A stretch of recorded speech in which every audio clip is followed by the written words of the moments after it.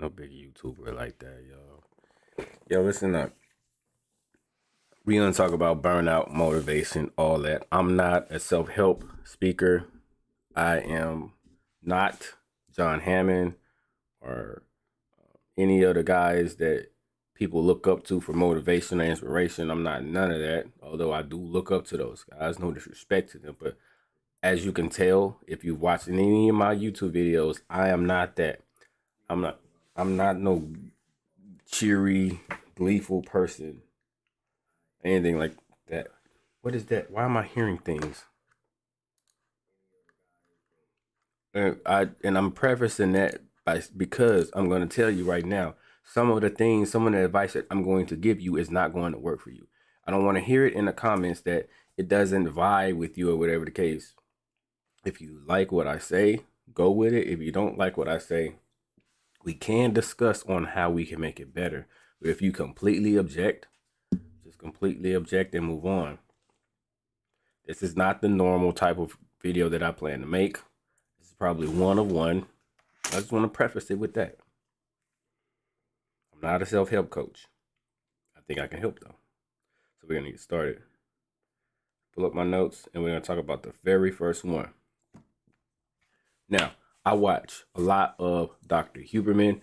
I do a lot of self-help books. And one thing that I figured out, and I may get the terminology wrong, is you have to do dopamine schedules. You have to be on a strict diet when it comes to how you pleasure yourself, whether that's entertainment or anything like that. You just gotta be on a strict schedule with that. That's period. That's not negotiable in my life at all. That's not negotiable. So that means avoiding pornography. I probably should say pornography so that it goes with the algorithm. Alcohol, binge eating, etc. Avoid all of that because I don't want to spike that good feeling, and then because that good feeling is going to go down, and then I'm going to need to hop on Hack the Box, or I'm going to need to go into work. I'm going to need to do X, and I'm going to be on a downtrend when it comes to those good chemicals in my body. So what does that mean? I'm going to be trying to play catch up with other people when my competition or my colleagues may be here. But since I chose to drink alcohol or whatever the case the night before, I'm down because I owe that dopamine or I owe those chemicals, because with every action, there's a reaction. Everything you do comes with a cost. Ain't shit free in this world. So you don't drink the night before and then come in the next day or even the weekend. You don't drink the weekend and come in Monday without any consequences. If you look up anything on alcohol, you'll see the effects it does to your brain even if you have one drink a day. Enough said about that. I am not a health expert. I'm telling you what works for me. So that's it. Strict dopamine diet. What does that mean? I'm going to give you a term that I made up that whatever. It may give you crazy connotations, but just follow me for a minute. I call this process that I go through microdosing negativity. So microdosing kind of goes with like microdosing LSDs, but nah, I microdose negativity. What does that mean? I want things to be slightly unfavorable for me, slightly unpleasant. So in addition to watching the way that I consume entertainment, dopamine, and all of that stuff, and make myself feel good, that mental masturbation, none of that. But not only that, I kind of put myself on a downtrend. So for example, I like to go into a live stream, or I like to go into work just a little bit upset or a little bit sad, a little bit uncomfortable. I don't listen to music and stuff like that on the way to work and stuff like that. And what that does for me when I put myself in a slightly pissed off mode, a slightly uncomfortable mode, is now I'm on my B game. I'm not even on my A game when I walk into work or walk into a live stream or whatever the case. So what does that mean for me and my brain? I have to perform at a level that will not only get me to my A game, but that will get my chemicals flowing so that I have something to look forward to. So not only am I trying to meet a goal at work, but my brain and my body and my vibration has to meet another level to even achieve that. I don't know if that made sense. So it's kind of like this. If you before work, if you do your caffeine, if you get pumped up, if you're getting ready to go and you're in this perfect state, if you're in this perfect vibratory state and you're ready to go 100%, and you walk into work and you perform, there's no way else to go but down. So you're down trending through a day, and then like lunch comes around, you're down trending further, and then before you know it, by 3 or 4 o'clock, you're burned out. And then you got to deal with the kids, the wife, karate practice, basketball practice, whatever you got going on if you got kids. Or if you don't got kids, or if you're not married or whatever, you're trying to date and stuff like that, and you got a girlfriend or boyfriend, whatever the case, and then life just gets in the way, and then before you know it, you just, boom, 10 o'clock, you're done. You got to do that every day. Instead, what I do is I start here when I get into work. So there's no caffeine or anything like that. If I do any caffeine, which to me is strategic caffeine, in that I want to take it at certain times if I feel like it's appropriate, I want to start here in my day and then move up. So I have to leave myself headroom to move up. So I don't want to feel my greatest when I first walk into work. So I'm not gonna even try to do that. I'm not even going to try to attempt that. When I'm on a live stream, when I first get in, like, I don't want to feel the best when I first start my live stream. I want to be kind of here. And then as I like break stuff or get a flag or get rude or whatever the case, now I have room to go up. So that's my version of microdosing negativity. It might be total bullshit. I'm listening to myself say it and it sounds like it's crazy, but I assure you, I outperform my peers for a reason. I outperform the other cybersecurity YouTubers for a reason. I can post every single day, a live stream, a short, it don't matter, and have quality technical content every single day for a reason. Eventually, I will outpace IPSEC, John Hammond, and all these guys are cool and I love them, but I'm going to outpace all these guys for a reason. It's because I put the time and effort into making sure that what I do on the back end is organized. And I'm prophecy, like, that's my, like, that's me seeing the future, bro. And again, I don't look at nobody as competition or negativity or anything like that, but I'm telling you exactly what's going to happen. It's just, it is what it is, bro. To all those guys, I don't care who you are. You could be the guy, one of the guys with 1 million subscribers. It's still gonna be love when I see them, but for me, okay, I'm gonna tell you why I'm going through all of that in this talk. My definite purpose. First of all, I'm very serious about a man having a definite purpose. That's 100% non-negotiable. You gotta find that, or you're gonna struggle. You're gonna struggle with motivation and all of that. A man must have a definite purpose if he wants to experience the most that life has to offer. That's period. That's non-negotiable. So when I say I'm going to eventually outpace IPSEC, outpace John Hammond, outpace anyone that does cybersecurity on YouTube, that's because I have a definite purpose, which is to self-actualize the most amount of men that a person can self-actualize. And I'm going to do that with cybersecurity and information technology. Period. That's not negotiable. So if it seems like I'm a little bit competitive, it comes from my definite purpose. Period. That's off top. There's no way around that. So if that slightly offends somebody, it has to slightly offend them. You know, it just has to. If I criticize, let me turn my phone off because it's distracting me a little bit. If I feel like I'm slightly criticizing you, or if I'm going too hard because you messed up, there's a reason for that. It's not just because I hate you or I'm trying to be better than you. I don't got time for any of that. I do it because the way that I act fits my definite purpose. Now that we've gotten that out of the way, let me put this back. My strategy to learning. My strategy to everything that I do is creating many battles, many challenges within the overall battle. What do I mean by that? Perfect example. Trying to get first blood, what do? Create a first blood challenge. I time myself. I say I have to get this first blood, this retired box in X amount of time. And I do that. I don't give myself any breaks on that. So far you got strict dopamine diet. You got microdosing negativity. And you got creating mini battles, mini wars within the bigger war. The overall goal is to get first blood, but then the bigger war is to self-actualize you so that you're your best.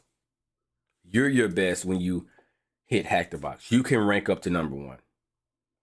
You can know that even though I have OSCP, I struggle too, and I'm going to forever struggle. You're gonna see me break some boxes. You're gonna see me get frustrated. That's a thing. That's a part of my growth as a man. You're gonna see that. And so when I finally do get first blood, you'll say, man, that guy came a long way. What's good, man? You'll see that. That's what's up, man. That's what's up. That's good.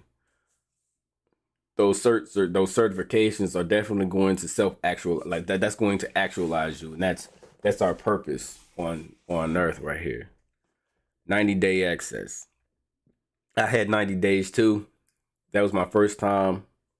My second time, I got an additional 60 days. That was good. But yeah, I got videos on OSCP advice. Again, I don't recommend that someone just lock into my channel. I'm gonna recommend channels like IPSEC and stuff like that, and John Hammond and all those guys. I just keep saying those 2 names. Just get the information. Period. Get the information, dog. One thing that I tell people: don't fail. Do not fail. Don't fail that cert. Go into it with that mind frame. Don't say, well, most people fail. No, don't fail. Yes, I failed my first attempt. Don't fail though. Just go in with it like that, period. No questions asked. Don't fail. But I'm glad you was able to like attend the live chat. I know it's crazy. And I appreciate everyone that like comes through and donates their time to the channel. Like, time is more valuable, obviously, than money, well, at least in my head. I appreciate that. But back to what I was saying. Many challenges, many battles, and you got to take that to heart. You got to put your all into it. Yes, confidence is king 100%. But once you know you're confident, then there's a second level. But definitely, first level is confidence, and you got to be a little bit, you got to risk sometimes offending people. That's one of the things in our field that I'm not saying go out to offend people, but you got to risk it, meaning that if someone thinks that you're overconfident, okay, that's good. But guess what I'm doing? Taking care of me, getting my certification. Maybe I am overshooting my goals. Maybe I am a little bit more, maybe more ambitious than I should be. But so what? If I aim when I did the exam, when I did my OSCP exam, I aimed for 100. My brain went in there and was like, I'm going to get 105 on this exam. And I got a 75. And I still passed. What does that mean? You overshoot. If you overshoot for the maximum and you miss a little bit, you're still in there. If you shoot for 75 or just barely getting over the hump, you see that? Now you didn't get over. So yeah, confidence, and then it's just overall obsession. You just get to a mode where you just completely obsessed. And I'm gonna get to the like that doesn't come with like you're gonna have sacrifices with that. I'm gonna get to that a little bit later, because I want to let everyone know that this isn't a magic pill. There are spots in your life that are going to suffer. That comes with the territory, but that's all important. Like, you get it. So, yes, many challenges, many battles within the overall larger battle, which is in a bigger battle, Talked about my definite purpose. Self-actualizing as many men as possible. Humanly possible. More than Elon Musk. That's what I'm going to shoot for. That way, if I hit lower than that, I'm still hitting a pretty good target. What does that mean for me? What does that mean with how I work at my job, which, whatever. a lot of times, like my managers, my immediate supervisors and all that, they're good at getting us, to the point where we have a good family work life balance or whatever the case. I don't need none of that. When my lab starts, I'll be changing my lifestyle too. Man, my whole OSCP, I'm gonna get back to this in a minute. My whole OSCP lifestyle it was similar to, yeah, definitely 100%. It was similar to how it is now. So currently, and I'm gonna get into this again. Currently, my bedtime is 7:30. I wake up at 3 to 4 o'clock in the morning, and I'm gonna get to this later. But right now, because I want to put a year of absolute focused effort into this YouTube channel.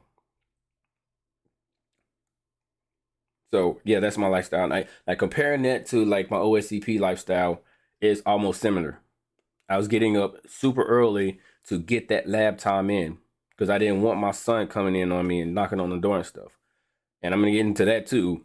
I didn't want anybody interrupting me. When you have a purpose, when you have a something that you're looking forward to achieving, you have to protect that. You have to be selfish with that. Be selfish with that. Right now, I want my YouTube channel to blow up, and I was getting too many interruptions during the day. My wife want me to do this. My son want me to do that. So guess what?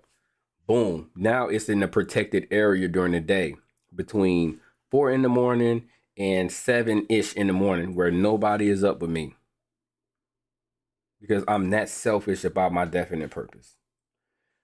That's how I will be with the OSCP. Be selfish to the point where it's like, okay, I'm never going to convince my family to give me more time. I'm never going to convince my employer to give me more time. So guess what that means for me? Either less sleep or less partying. If you need that sleep, go sleep earlier so you can get up a little bit earlier. Because at the end of the day, things like the OSCP, the reason why it's set up like that, and I'm gonna get back to this in a minute. The reason why the OSCP is set up to be so difficult is because it's supposed to attract the competitors. Yes, it's true that it doesn't exactly simulate a pen test. And if you become a pen tester without OSCP, you're probably gonna be fine. You're probably gonna be fine. What the OSCP does, it gives us, yes, you gotta make the time, bro. What the OSCP does for us is it gives us another step to hit. It's like, boom, that's another challenge that I can hit. I've been doing pen testing for a while and it's getting kind of boring. Boom, OSCPs come in. Now I can push myself a little bit harder to see what I'm actually made of. I take the OSCP, I failed it a time. Let me get my mind right and take it again. Boom, I pass it. That was a hell of an experience. Now back to the pen testing. Oh, and by the way, here's a few tricks that I picked up when I was doing my studies for the OSCP. And by the way, don't just follow the OSCP material. Once you're done with the material, go outside of the box and get a holistic understanding as much as possible so they can't throw anything at you during the exam that's out of your, like, a lot of times you get this thing and you're like, man, I've never seen this before. They didn't go over this, but it's still in play. It's still in play because they want you to think outside the box a little bit. So as you run through your methodology, you see something that like doesn't line up or whatever the case, you're good because you did that extra studying that was outside of the course material. It's still related to the course material, but it was just not from the course material. So you did a little bit of hack the box, or you did a little bit of try hack me, or you did a little bit of insert training thing. Boom. Don't want to get off of it, but yes. So at work, they're good at making that work-life balance. I like that, but for me, it's like if I have something that I really want to do, if I have a thing coming up, I don't mind working super late. I don't mind coming in super early to the point where I'm not getting paid for those hours. I don't mind that because the money is one thing and the money is good. But if I have more ownership in how the company proceeds in the future, that's better for me. That fits my definite purpose. So if I got to put some work in on the weekends or put some work in after work hours, not only am I fine with that, I actually want to do that. It's like to the point where it's like, I don't have to work after hours. I don't have to work on the weekends. I get to work. Did I tell my employer about my study schedule? I think for the most part, I think my boss kind of knows how I, oh, you mean for the OSCP? Let me think back. The first exam, yes, because it was kind of a company type thing. The second time, it was more when I retook it. It was more on me to get my own time. How did I balance study time with relaxed time? So it's slightly different now from the OSCP. When I took the OSCP, I was not very definite with the hours, but I generally would get up at a time, and I had to cut out all my hobbies. So I had I have a big thing for racing games. I had a big thing for city building games, basketball games. Like, I wouldn't call myself like a gamer, but I love to relax and play games. What I realized though is that's not really relaxing. If you're doing anything with your fingers or your screen, that's not really relaxing, even though people may think it is. Entertainment is not relaxation. And so what I had to do was say, okay, the OSCP is both my work and entertainment. And I have to force that to be so somehow. I don't know how I'm going to do it. Maybe I go back to what I was saying at first. Do mini challenges within the challenge. How fast can I get this box within this lab? Can I do it faster than another guy that I know? Can I do this box in an unintended way? That was really my big favorite thing to do in the OSCP labs, or the training labs. I think it's Pen 300 now. Those training labs, I was like, can I get it in an unintended way? So that was both my hobby and my studying and my work, like all three together. So that when I went into a phase where I needed to relax, it was 100% no phone, no screen, no computers, no games, nothing. And it was just only relaxation. So people have a lot of, you have to have balance, but people have a lot of different weird ideas. Yeah, you don't want to get burned out. People have a lot of weird ideas about what constitutes relaxation, and relaxation is not like chilling back on your bed and like being on your phone, because your brain. Let me tell you something about the brain, bro. So your brain, I'm probably gonna like mess up these terms. So if you want to actually leave what it is in the comments, let me know. I call them brain calories. When we working out or whatever the case, we need a certain amount of calories to work out. Same thing for your brain. No matter what you read, no matter what you hear, no matter where you are, you owe a certain amount of brain calories. You owe a certain amount of attention to that thing. So you're not off the hook when you're just scrolling through social media. You're not off the hook when you're watching your favorite sports show, or Rick and Morty, or your favorite whatever you like to watch on TV. You're not off the hook. You're still on the hook for dedicating those calories to that thing. So what does that mean? Like, you have less to bring back to your actual purpose. So again, none of that is relaxation. That's entertainment. We got to separate the two. Lot said there. Again, this is how I approach it, and there may be differences of opinion for the people that may come in and watch later. You can leave your comments, but if you totally disagree with something, don't try to cause an argument, because this is working. You feel me? Your battery's still being drained. Now, there are small exceptions, but these exceptions are very obvious. So if you take a walk through nature and you're just like breathing and you're experiencing nature, then that's a way that you could recharge, or that's the way that I would recommend someone recharge. You're recharging through breathing and accepting nature, accepting like what we are as human beings, like those types of things, like meditation. I feel like you're putting a lot of brain power into that, but then you're getting a lot back in return. So there's a few activities, but there are very few where you can leave that activity and do better going into another activity. Whew, lot being said. So yes, ultimately at work, I read a book, and let me see if I can pull it up. The book is called Great by Choice. I think I actually have the actual. I don't know. Yeah, I guess the book really doesn't matter, but I can tell you the concept that they put in there. How about that? So the concept is called productive paranoia. And I'll give you like some backstory around the whole thing. So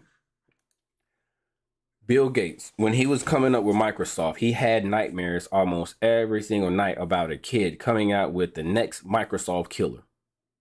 And he had these dreams so vividly that he ended up writing a memo about everything that he dreamed about this kid doing.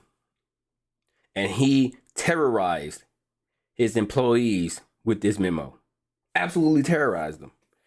And this is how Microsoft stayed on top in the 90s. Well, there was one day when one of these memos leaked. And when this memo leaked, Microsoft stock went from here to here. It recovered eventually, but the moral of that story is that productive paranoia kept him on top. And when that memo was released, he actually, on the long run, when he bounced back, ended up getting more respect for being that fanatical about his craft, being that crazy about his definite purpose. So he ended up getting more love than hate based off of some of the things that were said in there. But let me assure you, like these things weren't pretty. It was kind of like somebody actually having like a real nightmare, like some fucking my bad for cursing, some like some Saw 4 type stuff. Like it was real crazy. I adopted that productive paranoia to the point where when I go into work, I am very sensitive about social, what is the word I'm looking for? Social something, right? I don't know what the word I'm looking for, but basically what it means is like, I want to know where I stand among other men, period. And if I feel like I'm riding the bench, I would do whatever it takes to not ride the bench because I want to be a leader. There was a time in my company when I first showed up, I wasn't going on any assessments. I wasn't doing any types of operations or anything like that. Like I was just like there reading a security plus book, and that burned me up inside because I know that I should be in the game. I know I should, be in the starting lineup. Those types of things was keeping me up at night. I didn't want anyone to bird feed me or nothing like that. Of course, I want a mentor, but that's a little bit different. I want a mentor while being in the starting lineup. And with that productive paranoia, which I still have, comes productive fears as well. I absolutely feared 100% being boring and being irrelevant. I fear it. I probably have an unhealthy fear about that. And so, I mean, I'll get to kind of my life story later, but yes, I fear that.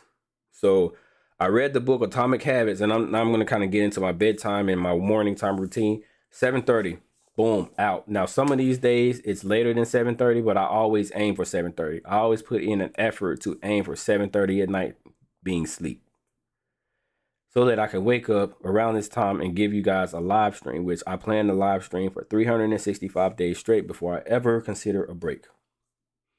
And the only thing that will interrupt that is like a death in the family on that level type stuff. Barring that, I'm going to be doing a live stream. Anyway, so what does that mean?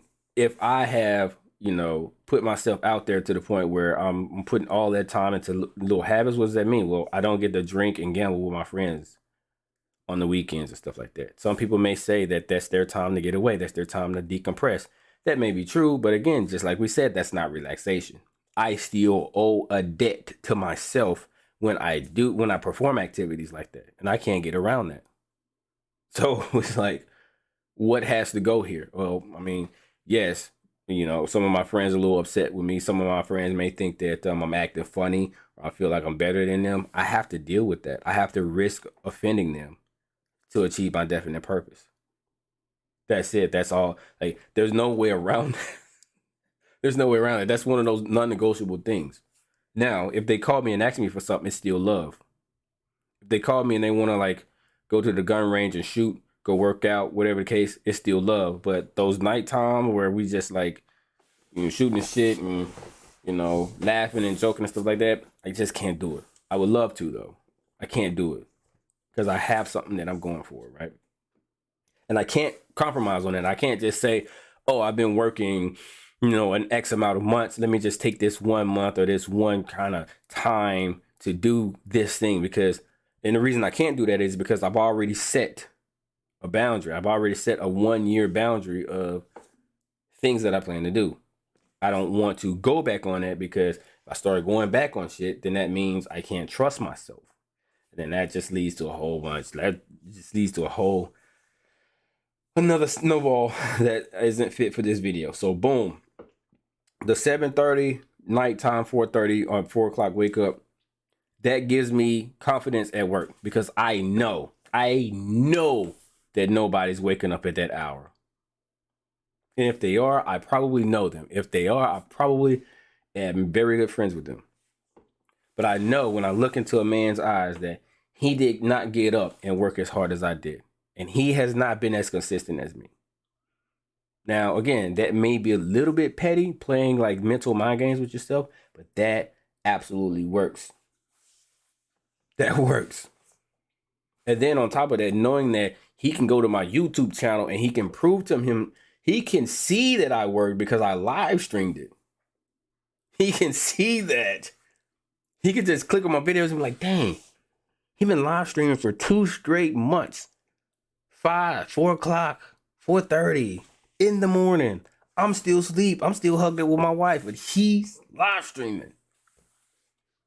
And then I'm complaining about how I don't have opportunities when he's making one. That's what I want people at work to say. That's what I want the IPSECs, the John Hammonds, the network shows, like all those guys. I want all those guys to say that. Again, it's not ill will, but it's just friendly, competitive competition.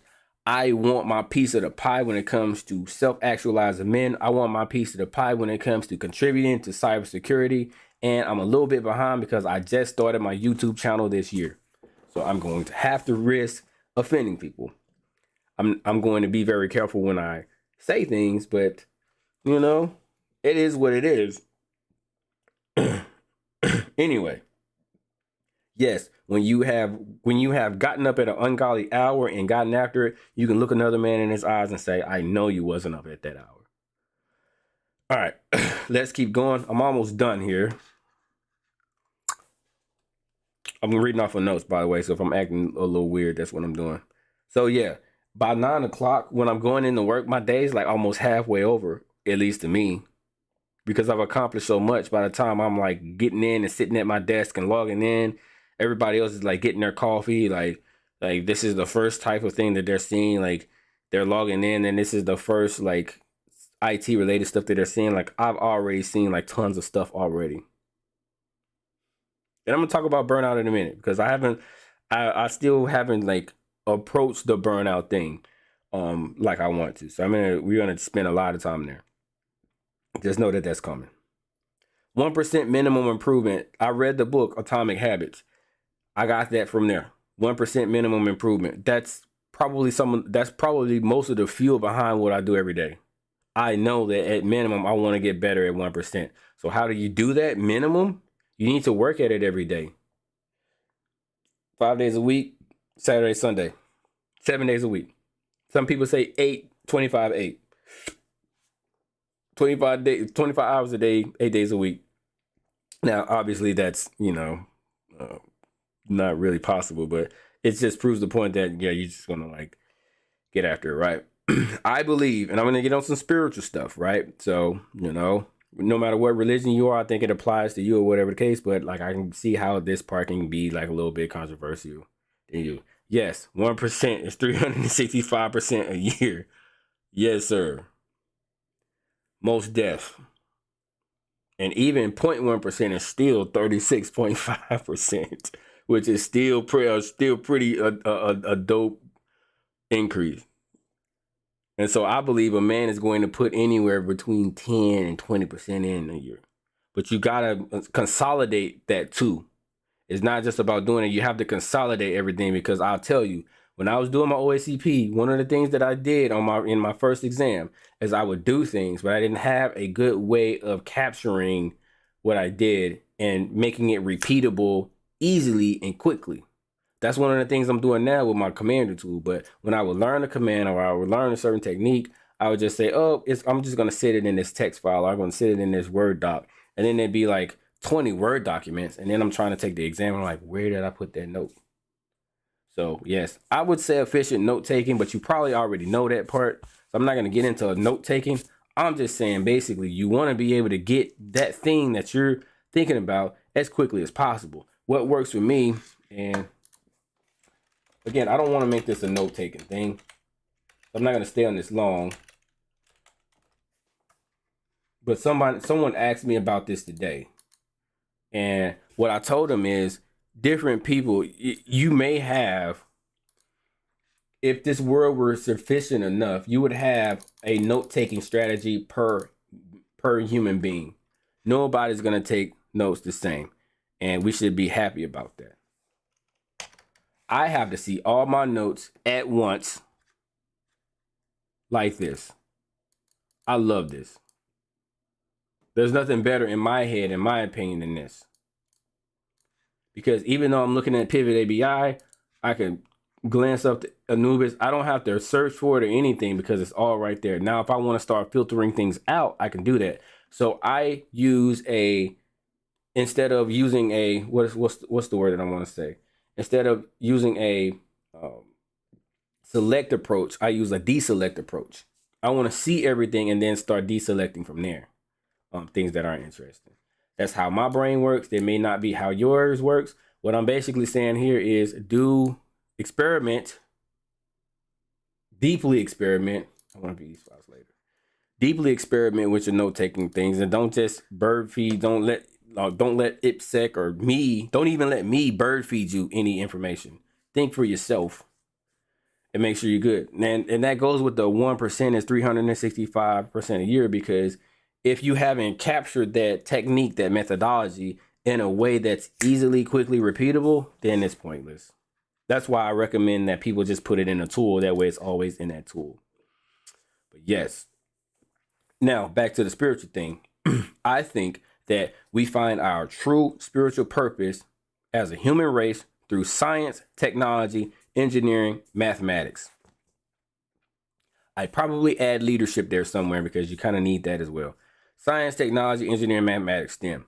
There's no other way, in my opinion, to find your true spiritual purpose. Now, obviously, like when people think of spiritual, they think of stuff like meditating, going to church and stuff like that. And I think, if you need that togetherness, like being in the mosque or something like that, or praying to Allah or whatever gods you pray to, that's valid. That can only be a start, because if you're not increasing your knowledge of the world that we're in, a good way is to do it by again, but only with your notes. That's good too.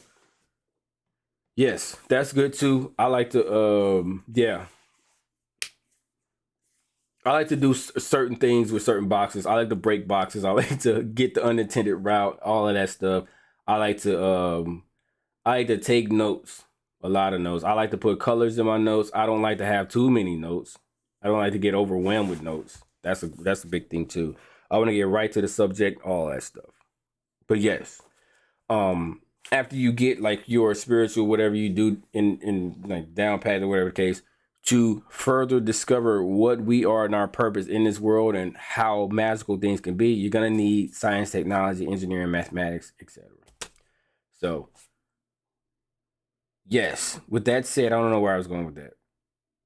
For me, part of my paranoia is I need some kind of evidence of extraordinary ability. And I have to do all of this. I have to do this. So one more thing. So with my high what's the word that I'm looking for? With my high output every single day, burnout is gonna happen. Or it would happen. And I could tell you about good sleep. I could tell you about health and eating right, drinking water and stuff like that. I'm not an expert on that, bro. Go look up that stuff and on other channels. I want to give you technical based things that are unique to me, because I want this video to have some kind of value. What works for me with burning out, I already kind of put it in a short where if I feel like I'm burning out, I'm going to recheck the hobbies and the things that I'm doing every single day. This is going to be, a lot of people are going to disagree with this, but I said it earlier. My work is my hobby. I haven't touched Steam. Like, Steam hasn't been open. I don't know when the last time I opened Steam. And that's not a brag or that's not a flex. I'm telling you that because I have a connection with my subscribers. And it's love. It's love 100%. That's why I feel like that's why I tell you that. So yeah, Steam hasn't been open when, I don't know when, or whatever the case. And yeah, my work, YouTube, defensive cyber operations, what else? Ethical pen testing at home, anything, everything dealing with my craft is also my hobby now. And I can't have it any other way. So what does that mean? So on the back end of that, I appreciate that sub, man. I just got your notification that you sub. What does that mean on the back end of that? Now, of course, some people may think of it as, well.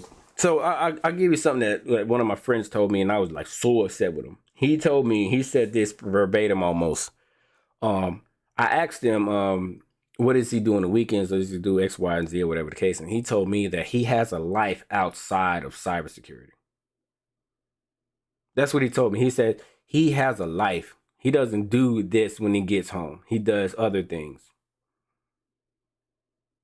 So I'm gonna tell you right now, what you're probably thinking is, let the man breathe. Let the man enjoy. yeah, man. I appreciate that, man. I just I like to see different names and stuff like that, especially if I've known them from previous live streams. But yes, so he told me he has, if you ever find yourself saying that, if you ever find yourself saying like, man, I got a life outside of this, like this ain't all I do. If you ever find yourself saying that, bro, you're already losing. Obsession is what you need here, because back in the day, back in 2017, yes, it was easy to get in this field. These days, everybody's trying to get in. Everybody's trying to get in this field. It's not going to be just easy. Like, you're just not going to roll up anymore and get in. So you're going to have to be obsessed to get a job and keep your job. So what does that mean? It's like, drop all your Pokemon cards, drop all that stuff, drop all of the, what else do people do? I don't know what people do. Watching Pokemon and stuff like that. Like, drop all that, man. Drop your pornography. Drop your, I don't know. If it doesn't feed you spiritually, mentally, physically, you got to drop it. If you want to be on my level, at least, if you want to perform like me, if you just want to perform like a regular dude, then that's different. Like, do what regular dudes do. But if you want to perform on my level, like, drop all that stuff. Your kid, like, I'm going to tell you the hobbies you need to have, bro. If you want to perform like me. What hobbies do your kids have? If you have kids. Yeah, definitely do that. Security engineer. Yeah, I would say, like, I made I'm gonna get back to this point that I was on in a minute. But for the red teaming thing that you just commented on, I made a short that's coming out in a few days where I talked to the red team, and I told them that it's not cool anymore to just be a hacker red teamer. You have to be a leader red teamer, meaning that I'm glad you are already a security engineer, because now you have a good foundation to do your red teaming on. You'd be surprised how many red teamers and pen testers we have that have never, ever been in IT, that have never, ever been on the blue side of things. So if there was one time I asked one of my red team members, I'm like, okay, I asked them, I was like, what did I say? So basically, he got into the network and then he did a whole bunch of stuff, right? I'm like, okay, you phished a user, and we were using Microsoft Word documents, like, wouldn't work in a real organization anymore these days. But we let them do it because that's just how we roll. We just want to just start the red team exercise, right? So I asked them, okay, so you clicked on this link and then the user downloaded this thing and you got on the box, which is also like far-fetched with an organization, right? Like that type shit is not happening anymore. Unless you just absolutely just not up with the times, right? Anyway, I'm getting off subject. I said, okay, you got on the box. It just hurts me to even say that. You got on the box. What was next? How did you perform your local privest? Oh well, I ran this what did he say? He said I ran this exploit CVE blah blah blah blah, and from there I was like, I'm saying, hold up for a minute. What did that exploit do? Well, I got the documentation here, this GitHub hub link. And I said, wait a minute, you ran an exploit, you don't know what it did? It's like, well, according to this, he starts scrolling and Googling, and I'm like, okay, got it. I know exactly what type of guy you are. You are the type of guy that just scrolls through GitHub and chooses the first available exploit and downloads it and runs it. Yes, we can do that in Hack the Box. Yes, we can do that there, but when you're red teaming for a legitimate organization, everything you do has implications. Everything you do has leadership attached to it. What does that mean? Never perform an operation or anything like that where you can't give an assessment behind it, a report behind it. So it's not just for pen testers. That is for red teamers as well. You don't, yeah, you don't just run something. Like there's no excuse for that. Every time a red teamer does anything, and this is just me thinking, I know organizations don't really require this, but in my head, every time a red teamer does something, you need to have the exact documentation on how to defend against that. Because if you're not helping. Everybody, like hacking, you can probably hack anything. Hacking, okay. Yeah, if we just want you to hack and get in, be a hacker, go be a criminal, bro. That's how I feel. But if you're hacking for a legitimate purpose, if you're ethical hacking, you're hacking for the purpose of fixing this thing up so it can be better. But yeah, that's my rant on red teamers. I'm glad you got a security background as an engineer, a security engineer. I'm glad you got that because that's important. Your hobbies should probably be either your son's hobbies, your significant other, or sons or daughters' hobbies, or your significant other's hobbies. And yes, I do believe in vacations. At some point, you have to take a vacation, play some golf, go to a beach or whatever. I think that is your focused relaxation time, and everybody needs that. You do need that time. So if you're burned out, which even if you do take my route, at some point you'll burn out. You need that time to go and completely just no screens at all. You're doing 100%, like your definite purpose is 100% on hold for that whole week or that whole 2 weeks or whatever. So yeah, vacation time, definitely 100% need that. And then from there, you can put in your hobbies, your things like that. Take your gaming laptop, play some games and stuff like that. That is your, I'd earn this. That is the time to say that I've earned this this time to like what can I say without cursing? I've earned this time to reap the fruits of my labor. What you reap, you sow, and stuff like that, right? So you're reaping the fruits of your labor, and you're relaxing on. It doesn't have to be a beach per se, but it has to be somewhere where you can say, okay, I've accomplished all of these things this year. Now I'm going to take 2 weeks to reflect on that. But I would tell you right now, as much as I advocate for a vacation or something like that, people want it too often. People don't understand when they're burned out. They don't get the difference between being burned out and just being temporarily disinterested because there's so much on their plate that don't have to do with anything. That don't have to do with anything dealing with their definite purpose. They don't know. So they just automatically say they're burned out. Now, I guess I'm thinking that's simple enough to understand. Like that should be enough to digest. There are times where your leadership and your management in your company is so bad that you burn out from that. That is valid. Now, I'll give you an example of very poor leadership and when you know you got poor leadership and poor management. When one thing that really that gets me is when my manager cannot be definite about what he or she wants and what their limitations, like what they can and can't do, what they can and can't see.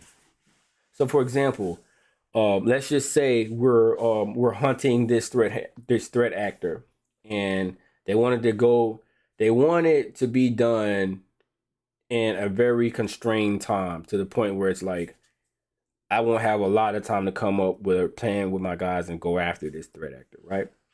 So now it's like, okay, you're going to get a diminished product because now we're working on it in a crunch timeline.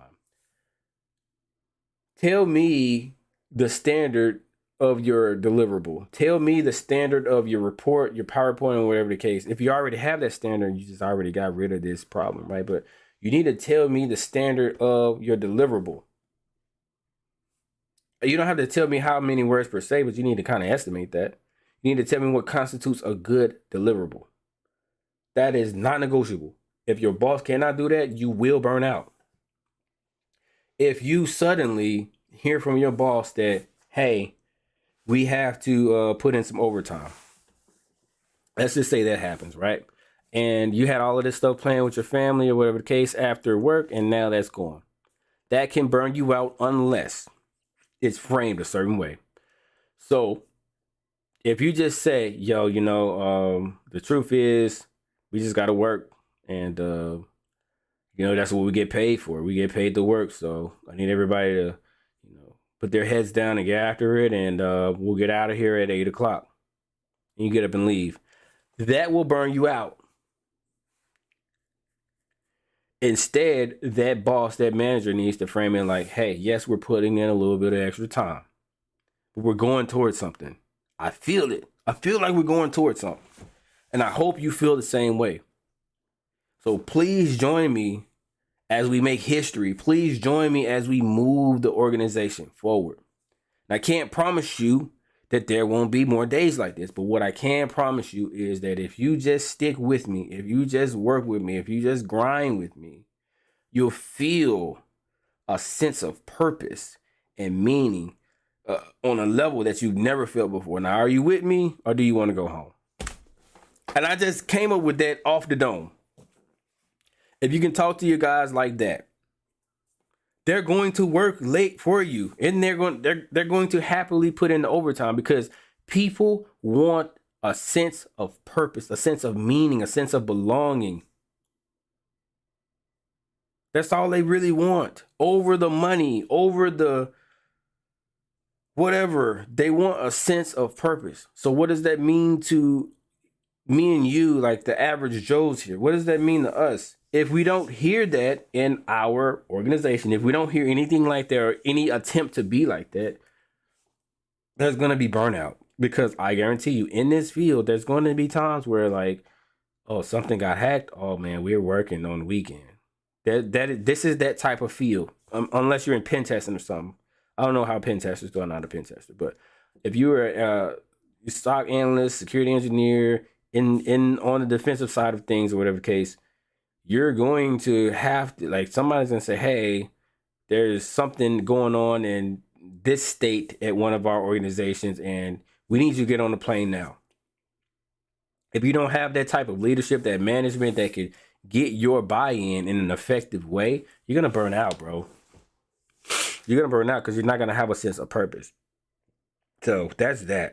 Overall, long story short, yes, poor management or indefinite management or scared management, that can all burn you out, and you're going to want to leave. You can also get burned out by not doing anything. So if you are at work and you guys don't have any customers, you're going to get burned out too, because you don't have a purpose. So a lot of people use the term burnout, but sometimes it comes from just not having a reason to live or not having a reason to work. You're coming to work and you're getting paid all this money, but for what? It would burn a man up more inside if he got paid double. If he got paid double what I got paid, but I was doing double the work. Some people may feel like he would say something like, oh, well, I got it made. Like, I actually did a good thing. When in reality, in the soul of a man, he's going to feel so disturbed with himself at night because he can't take that level of ownership, that it's just going to drive him crazy. It's going to eat him up inside. Where me, yes, I don't get paid as much as this guy, but I have so much ownership and so much stake in the future of the organization, to the point where when they talk about me in 10 years, I mean, when they talk about the organization in 10 years, my name's going to be there. My face is going to be there. I know that because I put in that type of work. That's the type of stuff that people really want over the money. Money is not natural to us as human beings. There's one more thing I wanted to say before I get off, unless somebody got anything else. Let's talk about burnout when you're trying to self-train, because I think that's probably the majority of my audience. You're self-training because you want to get a job in this field. Or you're self-training because you want to get a certification. You're self-training to do a thing. There's no other people around you. You're the only guy. And you're worried about burning out because you just, like in Map Jack here, he's got the OSCP coming up. And he's going through the material and he's thinking, oh, wow, these are a lot of labs, whatever the case. How do I get on the schedule to where I don't burn out? The answer to that question is to burn out. And nobody wants to hear that. So let me explain what I mean. You have to be consistent. And I will tell you right now, and the only reason why I can speak on this with so much clarity is because I experienced that as I was making all of these live streams in a row. I think I'm coming up on completing 2 months straight of live streams. And I'll tell you, that level of consistency, that level of screwing up in front of people that you don't know and all of that, you burn out quickly. I was burned out that first week, and I just dreaded coming to this camera. Anything you do in life, especially if it's tough, OSCP, whatever, CISSP, one of the sand certs, it feels like you're here, right? Like on top, riding the wave. And you feel like that because you're doing something that is going to better you. So you're going to feel that initial pleasure, that initial high of getting after it. No matter what it is, you're going to experience a sharp downturn when you start, as you get on that learning curve, that good feeling, way down. And as people, we start inventing reasons to not do it or to cut it shorter or to give ourselves breaks. But you can't build a habit like that if you don't do it every single day at a certain time every day. So I was kind of explaining how on my first exam on OSCP, I didn't have definite times. When I took it again, I had definite times where I would study. I was doing a Pomodoro technique. Oh man. Jiu Jitsu. Let me pause what I was saying. I have not done Jiu Jitsu. I am a big fan of hand-to-hand combat. Jiu Jitsu, I got interested in that by watching Jocko. I have done a similar thing to Jiu Jitsu. I don't think it's called Jiu Jitsu though, but it uses some of the same techniques like grappling, and I guess it would just be wrestling, I guess. I don't know if wrestling constitutes as the same thing, but I've done hand-to-hand combat and got certified. It just was a sport that wasn't it kind of was a technique, or what do they call those? It was an unnamed thing though. It was a kind of like an experimental or a relatively unknown type of martial art. Your blue belt. My only concern with Jiu Jitsu, and I have no other concerns, is the cost. I cannot find a reasonably something that would charge me something reasonable each month. Let me see this one, because I'm very interested, bro. Like it ain't even a joke. I've been interested in a long ass time too. And man, so right now, what I do to kind of like, and I didn't even intend to start talking about like working out or mixed martial arts or anything like that. But that's another one of my passions. I don't box, but I do have a kind of a boxing gym set up in my garage. And that's kind of how I kind of like get it out and do things, right? And just kind of like work out. It's my favorite kind of workout. And I will say that because I can't do jujitsu, that's what I do, kind of like hit the boxing bag. But if I could get into a gym or whatever, however people do it, I would definitely drop that boxing shit and start doing Jiu Jitsu. But again, it's like when I was it's not your cliche martial arts, man. It's a 100% life changer, man. I don't know who like a lot of people have like I'm already sold on it, bro. Damn. It relates back to life and it will improve your life. I think all of them try to do that, but I've heard the best things about jujitsu. I can't even lie. Like I hear the best things about jujitsu. But my son is in taekwondo, and I would never grown ass man, right? Like you would never see yo, if you do taekwondo, bro, my bad. But all that kicking and all that moving around, that ain't for me. Now, yes, kicking is valid, but sport that's like 90% kicking, that is not for me. But anyway, getting off subject. When I'm watching his classes, the teachers try to teach, that respect and that discipline and stuff like that. And so there is an attempt, right? I guess, yeah, put the time in. Um, yeah. So I see here. So for kids, it's $75 a month, $85. Oh, that's not that bad. That's not that bad. Teen and warrior adult rate, $85 a month. Family rate. First member is full price. That's not bad. So first member is full price. And they don't do contracts. Is this right? Is this my bad, yo? I'm looking at jujitsu classes. But I gotta call these people. Yes, man. That would definitely be the move. I did taekwondo. Yeah. I did taekwondo when I was I didn't even get past white belt. I did it when I was like, I don't know, like I don't know how old I was. Maybe like second grade, third grade, and this was different because all we did was punch, and we barely kicked. My son, all they do is kick, and I don't know if it's the quality of the instructors or whatever the case. If one of the instructors are watching, bro, I don't mean no harm, but eh, for kids, for me, I I guess I'm gonna explain this in a minute. Can I link you to a podcast? Yes, definitely, 100%. I'm always checking out. Like I ain't gonna lie, like I haven't found a good podcast lately. I was doing podcasts at one point. Um, it was called Black Men Save Yourselves, but I feel like it was just a little bit too focused on like a race, and I just wanted to like extend that, so I stopped that. But if anybody finds that, that is my voice on those. I just stopped it and kind of went this direction. I just like the dividing thing. Like I'm just not with that. Like only focusing on black people. I do only focus on men. I do believe in that, but like besides that, I feel like I can relate to any race. It don't matter who you are or what religion.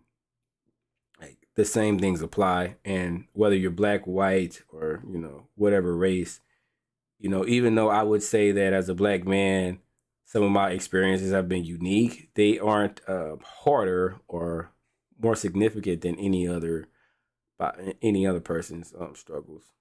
And I just know that through just a lot of reflection and just seeing things from a different point of view. So yeah, every single thing that I've done, I've been bad in the beginning. There's nothing that I've done in my life where I wasn't bad in the beginning. Right, like for example, like I just recorded myself hitting my boxing bag, and I feel like I'm good when I'm hitting the boxing bag, like the punching bag. But then when I look at myself on camera, I got like crazy bad technique, to the point where I would get my ass whooped. So yeah, I've been boxing for like 2 months, but like just hitting the bag, like I am terrible. Um, Teach you how to find calm in the storm. Yeah, man. It's dope, man. I'm definitely a fan.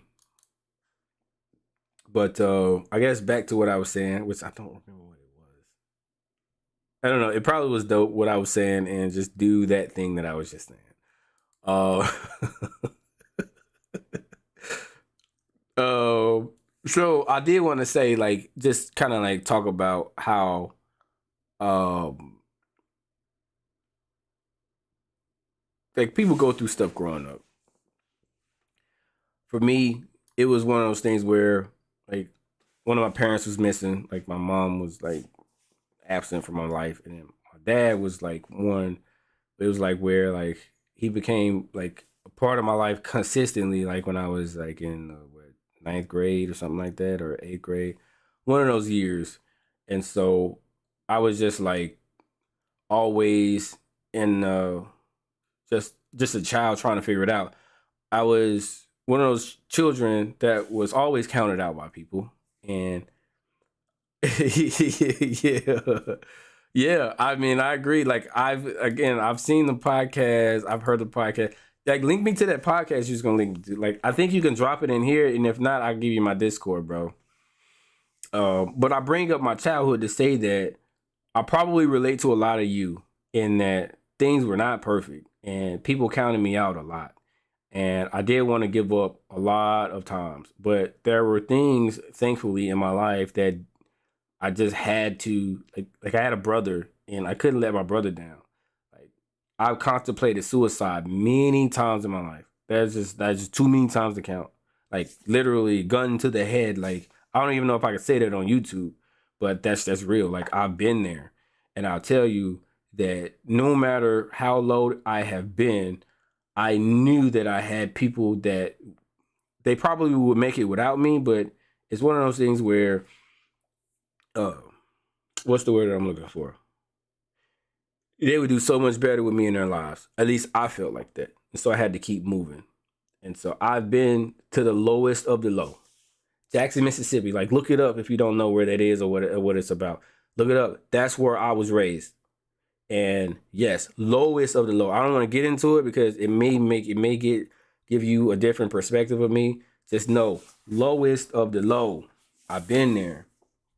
And the only thing that has me, the only thing that got me here was just a will to. I didn't never want to be in the middle.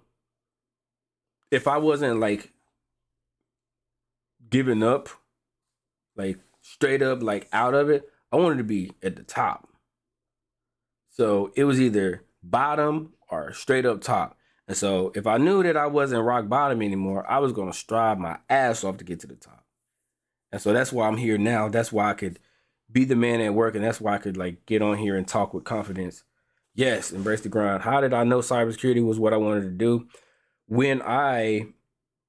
So I told a lot of people I was in to like radio waves and things like that. I got into that by getting into a program or something like that.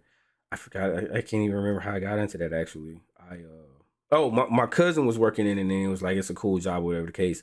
And I got into that. It wasn't very much training that I needed to do to kind of understand like how radio waves work and things like that.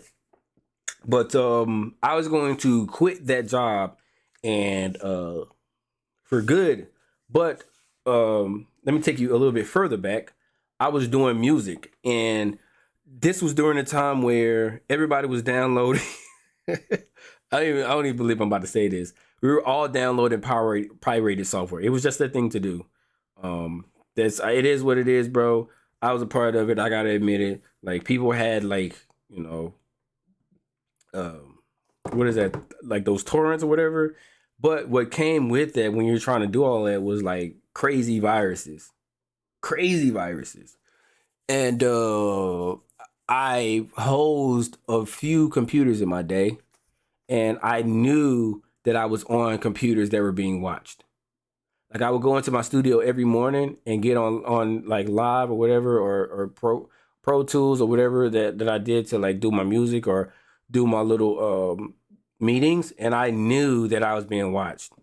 I knew that my computer was hacked. Like, I didn't know nothing about cybersecurity or anything like that, but I knew based on the activity that would go on my computer that I was being watched. that it was owned. And so from there, I just knew that the field was valuable.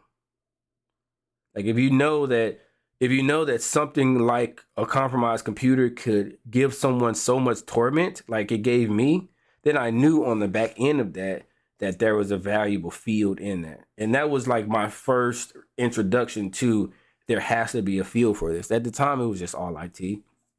Anyway, enough ranting about that. That's kind of like my spark that sparked that interest.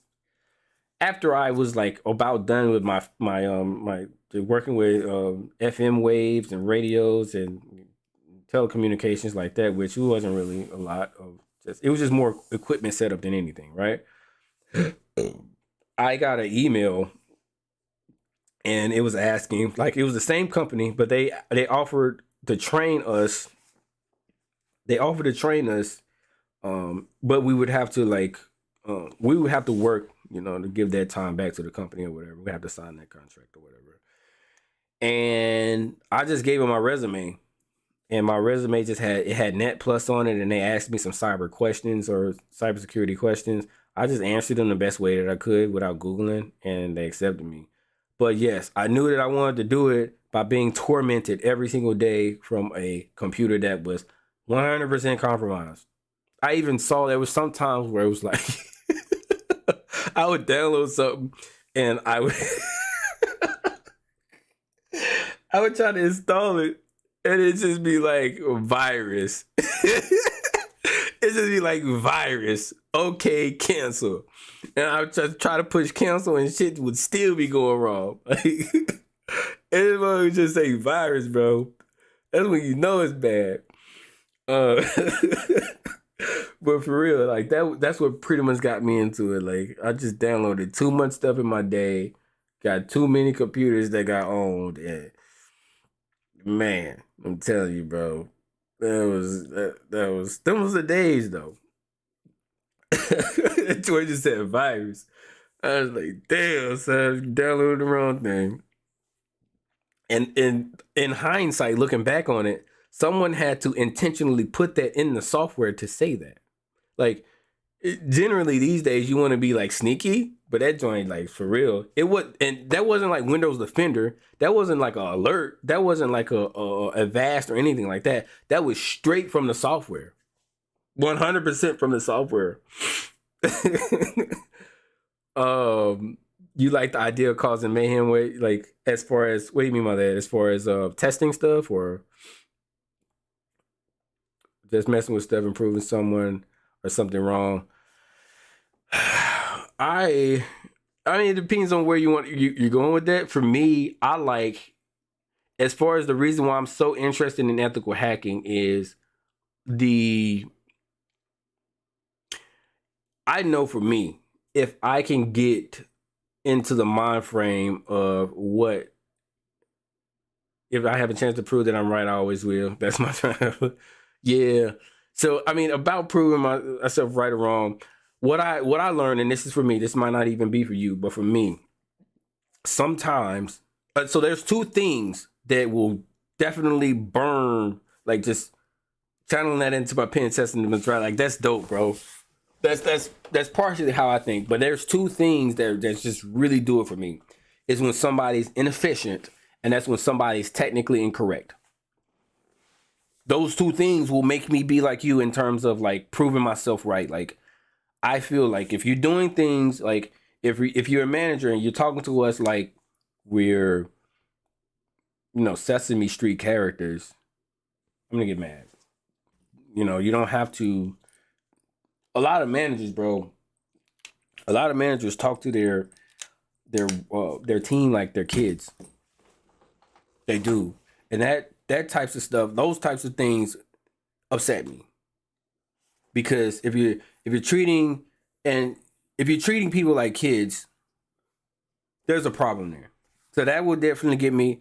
And then as far as being technically incorrect, like I will go heads up with somebody on Twitter if they're putting out bad information, especially if they got a lot of followers. That burns me up because I know that those guys will then go into interviews and things like that and say that stuff, and they're totally wrong. So you're taking money out of people's pockets. So yeah, but if it doesn't have anything to do with if it doesn't have to do yeah, for real, like be direct. Like even if you hit me hard, like just hit me, bro. But forgot what I was gonna say.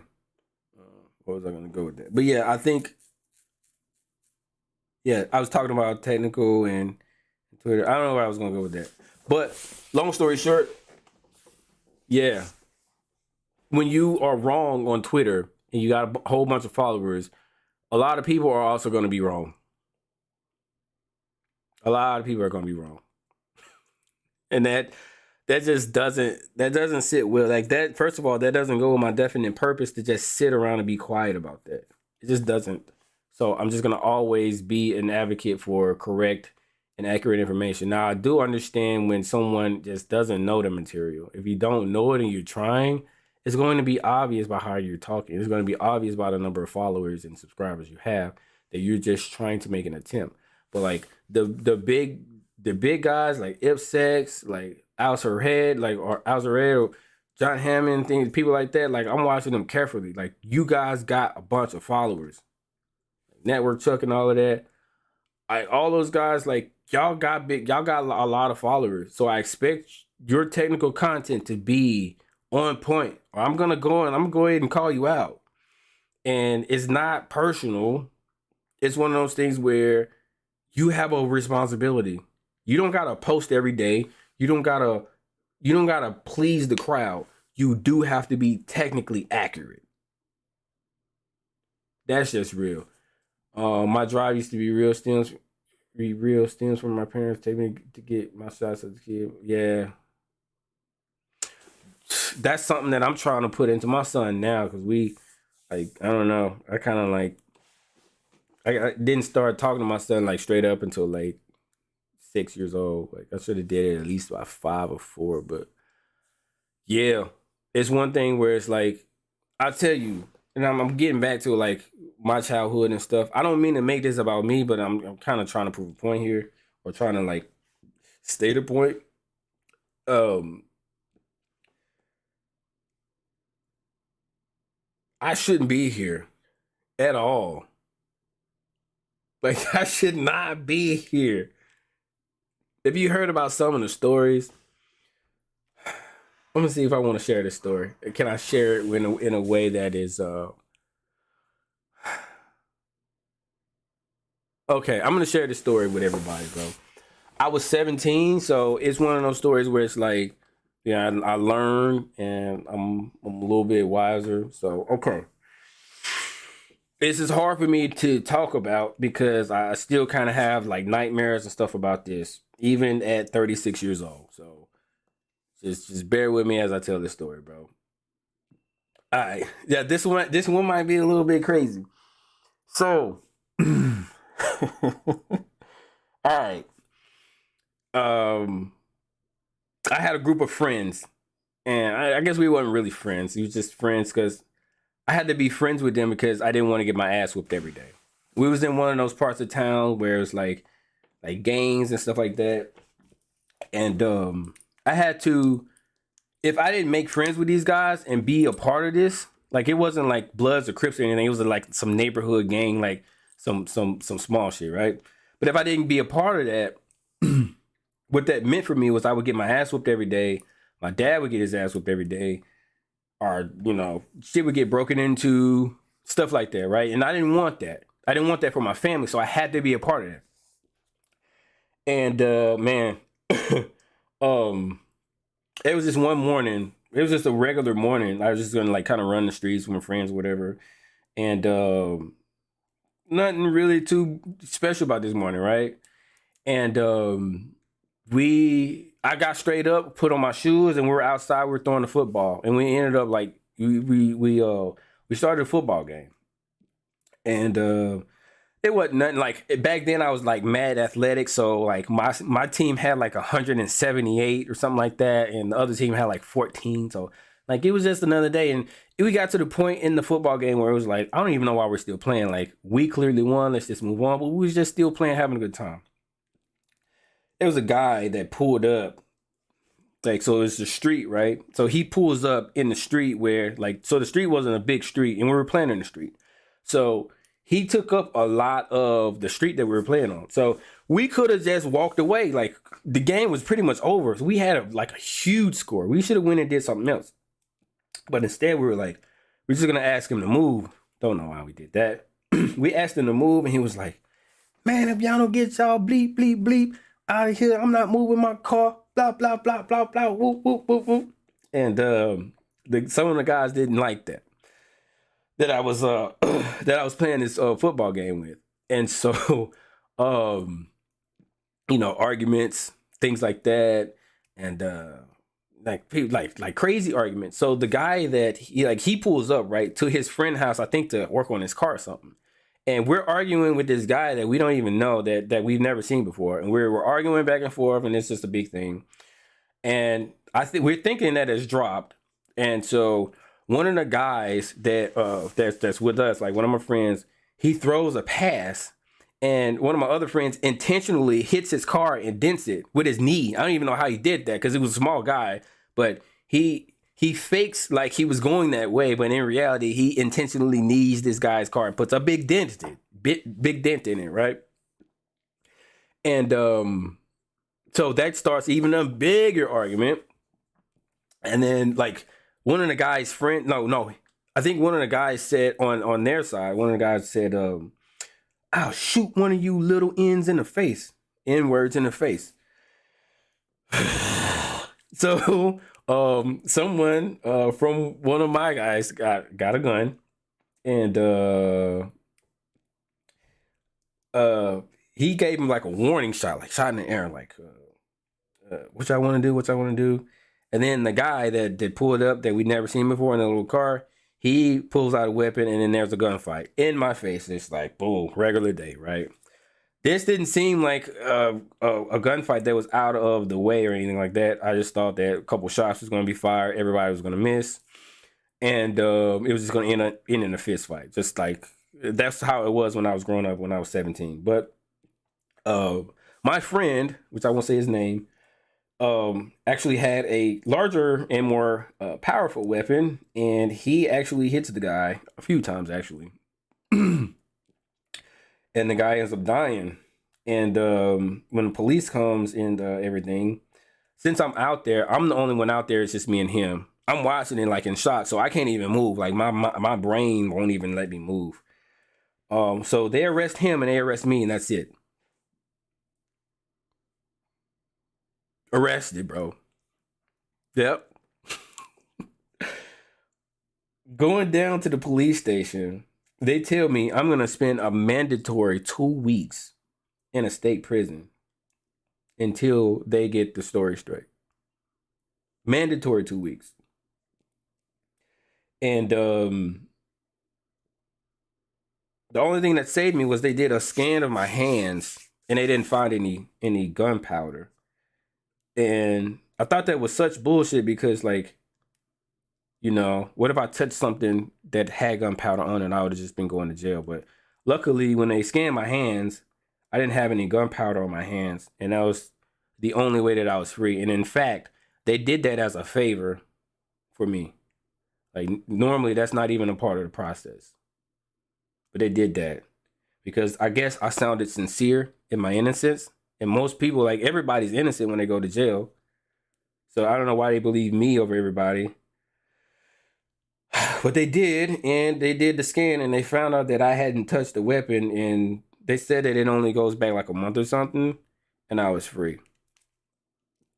And that's one of the several difficult things that I went through when I was growing up. And so I was, you telling me.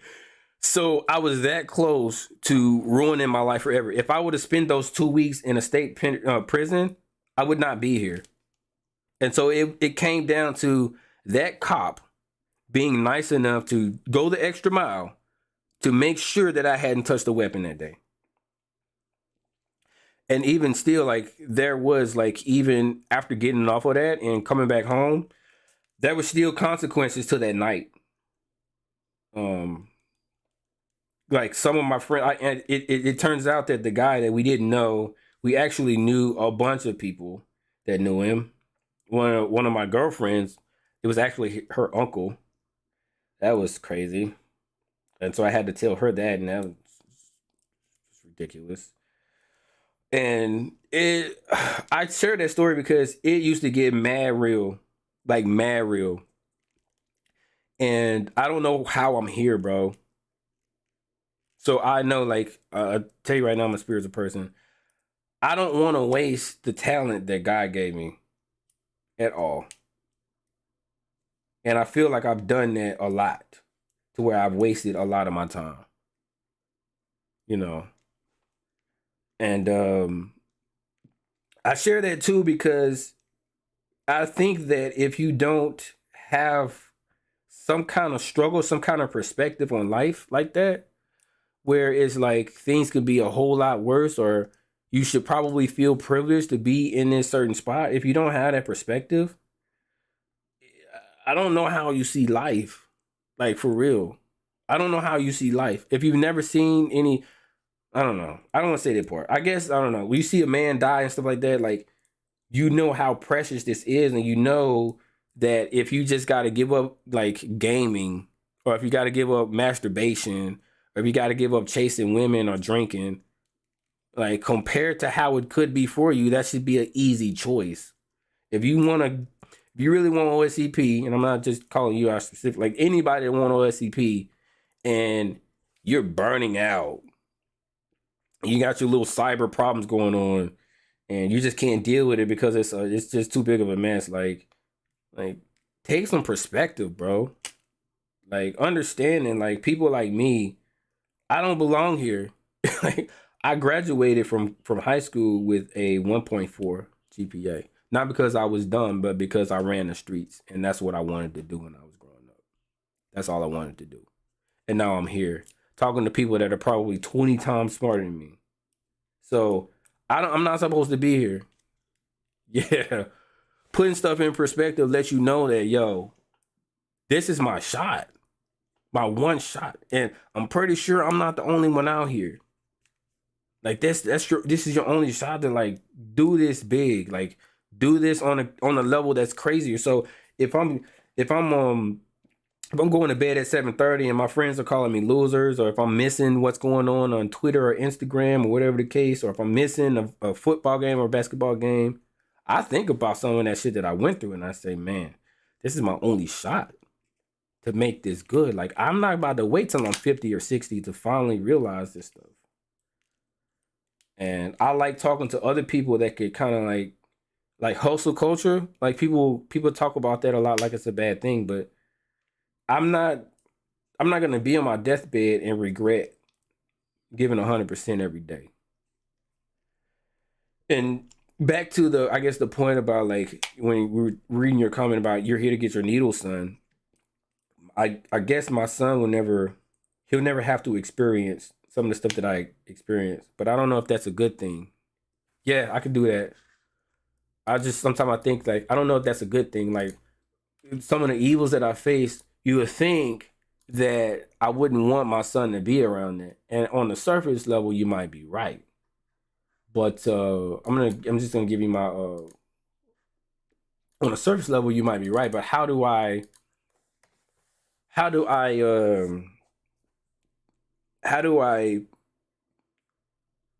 inform him of the gravity of life, like the gravity of situations that we deal with, like the difference between, like, oh, you're not motivated to get on Hack the Box, you're not motivated to open up your labs and start studying.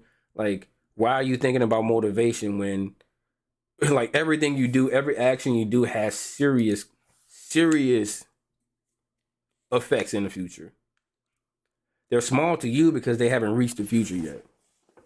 Those breaks that people want to take, I'm all for avoiding burnout, but don't feed me like some people like to feed you sad stories. Yeah. It's about being real with them. We'll see.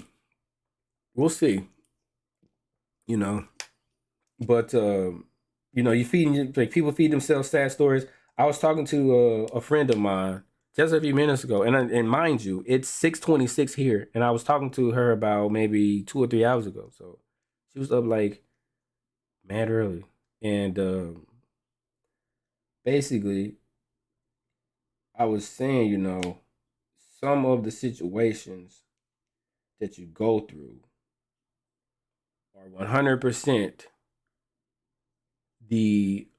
they're the result of having a lot of nonsensical stuff on your plate. Things that you feel like those things are, how you put it? You feel like those things are entertainment to you. You think those things are relaxing. And that's what we were talking about earlier when we were saying like you still owe debt to that thing you're paying attention to. The problems in her life are 100% stemming from like having all like her cell phone goes off like every 30 seconds, like zip zip zip zip zip, like real shit, like cell phone here, like notification here. And you see a lot of stuff on YouTube about like social media is bad and avoid Facebook. They do that stuff for a reason, because like it's people out here that get bombarded with notifications. And I was telling her not everybody is built like that to be able to handle that. On the surface level, if you're a woman and you think you got it going on, you'll think that all these notifications and all of this, the attention would uplift you. And I think, like, especially if you're a young woman or something like that, you probably initially think that. But everything that you do that is pleasurable has its equal displeasure. Everything. Every single thing. Even if you do, like, bro, every single thing has that. So that's why you want to definitely watch your input. And what some people may call relaxation or taking a break for something is not really that. It's really like just putting you in the worst place. So like she's crying, bro. She's like crying because like her life was like totally fucked. And like according to her. But I guess it really wasn't fucked. It really just was like, I think she got in an argument with, her significant other and stuff like that. And I guess she's looking for advice on what to say to him. I'm like, you don't gotta say nothing to him. You gotta just greatly reduce the things you do every day. That's all. And people will start to appeal to you because that's the default setting to your brain. That's your default setting of your brain, is to be a natural, approachable person. And with all of that extra stuff buzzing in the background and notifying you of stuff, you're not natural anymore. You're something else. But that's an extreme case. We're talking about like people that's trying to like get OSCP and stuff. But I just wanted to share that example because we can have a level of that, especially when we want to focus. I think as men, we're on the hook for a lot more, because we have to drive the world into the future. Some women too, but mostly men have to drive the world into the future. Want to be the black Elon Musk? Oh man, that's all I got today. Yeah, man, we're gonna keep in touch. I'm glad you let me share that story. I didn't want that story to make me seem like I was a street dude or a thug, but like that is a part of my past. And I mean, it's one of those things where some people might look, bro. And I'm gonna get off in a few minutes, but I just want to say this. Everybody, I think everybody has a form of imposter syndrome. My imposter syndrome is one of the most extreme cases. Like, I feel like I don't belong here based on things outside of my technical ability. I feel like I don't belong here based on some of the demons and the problems and the situations that should have taken me down, but somebody reached out to me and gave me a second chance. I didn't deserve that second chance. Like I deserve to be like, I had deserved to go to jail. Or I deserved to, lose my life that night or whatever happened. But something or someone felt like it intervened and gave me a second chance. And imposter syndrome, regardless of if it's that dramatic or not, is real. But you belong here because you made it your definite purpose, and that's all that was required. You know, you'll hear a lot about faith and stuff like that in biblical scripture and like religions and stuff like that. But I mean, you don't have to call it faith if you don't want to. If you're listening out there, you just have to. You do have to have something like that in the form that you have to know that things in the future are for you, and you have to operate every single day like that. I operate this YouTube channel as if I have 1 million subscribers already. And so I do everything according to that vision because I have that faith. And that's probably the final thing that I want to give to everybody. If you are going for the OSCP, you have to act and think as if it's for you. But you also have to take into account that if you have something like whom too much is given, much is required, the OSCP is a prestigious thing. Like this thing right here, one of the best things that happened to me. But I know that with this, there's a lot required of me. There's a lot required of me to give back. And there's a lot required of me to stay up on my skills so that no one can call me out for cheating the system or being a fraud or anything like that. Like, I didn't cheat, but there you go. You got to become the OSCP. Like, I had OSCP before I had OSCP. I had it before I had it. What does that mean to me? That means that it's not about like just only visualizing it and stuff like that and doing law of attraction or whatever people talk about. It's also about studying as if you are an OSCP. What are the study habits of an OSCP? How do they grind? You know, are they just taking the exam to pass, or are they taking the exam to make a mark on history? What is their angle? It's probably they're probably taking the exam to make a mark on history. When I took that exam, I wanted to make my mark on history. I didn't get a good score. I got like a 75. I didn't pop all the boxes, but that was because I aimed to make a mark on history. So I fell a little bit short. I wanted to get all boxes and maybe some unintended routes. I got maybe 4 boxes. So my point there is having that faith. Don't, like, for you guys that are not religious out there, don't just hear faith and think, oh, well, that doesn't apply to me because I'm not religious. Just don't call it faith then. Just call it like believing in things unseen, regardless of believing that thing unseen and act as if you have that thing unseen. But know that there's work that comes behind having that prestigious thing. It's probably the best way to end this live stream, bro. MAP Jack, I appreciate you. I appreciate you. Rodnett, you already know, man. I appreciate you, bro, for stopping by. This was one of the, I wanted to kind of do this one. Can I hang this up? I'm not gonna hang that up again. I wanted to do this one because this was kind of like a holiday type thing. I had the day off for the holiday, whatever holiday it is, Christopher Columbus Day, something like that. Explorers, right? Rear explorers, whatever, I don't know. And then on top of that, someone gave me something like this Sunday. It was very similar. It wasn't about this, but it gave me that feeling that I'm trying to give out to everybody else. So giving, like, they gave it to me, I'm going to give it back to someone else. And so some people may not respect or like appreciate this because it's not as technical, but you know, if you see things as, you know, this guy just gave me actionable steps to make something happen, then that's technical, in my opinion, because that's technique. Realist about it, you accept the score no matter how high or how low. Yeah. I definitely accept that I didn't get the highest marks on that. I did pass.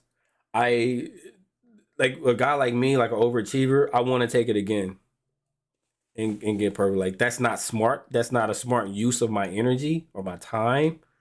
But I do have a craving inside of me to retake it and get a perfect score. Just know that I deal with that every single day. But I don't feel ashamed of my score. It's more like I aim for a score, you know. And even though I did get over the hump, I left. And this goes back to what I said previously about making smaller battles within the bigger battle, making mini games within the bigger game. For me to go ahead and get over the hump for OSCP, I made a smaller, but more intense and more focused battle to get 105 points. And then I ended up getting 75 points. So, mission accomplished, but the smaller mission wasn't accomplished, but the smaller mission ended up getting the overall accomplished mission. Like, even if I failed the smaller mission. Whew. All right, man. I'm out. You guys have a good day, man. Holler at me if you need anything. I'm going to get back technical. If anybody wants another one of these talks, I definitely will give them. But I do want to keep this channel according to what the community wants. And that is mostly is how to pass OSCP or how to hack Windows or how to do a hack the box, which I'm glad to do. All that stuff is fun. But just understand, you guys, I already told you my definite purpose. And that means that you are included in that. And I'm not saying that to try to get subscribers, or I'm not saying that to get some likes or some views. That is 100% sincere, bro. You're part of my definite purpose. Whether you watch this video or not, whether you subscribe to me or not. If you're in this field, you're part of that. That's it, man. Thank you for driving the conversation, yo. Okay, so I'm gonna spend a few more minutes talking about that. I need to go ahead and do that then, if that's the case. So it's been on my mind. I got some feedback on it there, and somebody was like, nah, nobody will listen. I would definitely do that. I don't even care if I got one listener, bro. One listener is fine. I would do that. I don't know what I would call it. I would just probably call it unknown artist or something. I don't know. But the thing is people need to understand that some of the stuff that they're putting in their way is not legitimate. We do have legitimate things we put in our way, but for the most part, I would say maybe 80% of the things that keep us from achieving, we put in our own way because we want a reason to be mediocre. We want a reason for that because our brain, our bodies and our brains naturally don't want to work. We want to conserve those calories and conserve that energy. So you got to really establish those habits. So I'm going to think about that during the day, that podcast thing. All right. Y'all stay safe, bro. Tomorrow we're going to hook up again. And we're going to talk about some web apps and some custom web apps. I think the community needs it as far as pen testing, applications that might be more custom in nature. So we'll do that.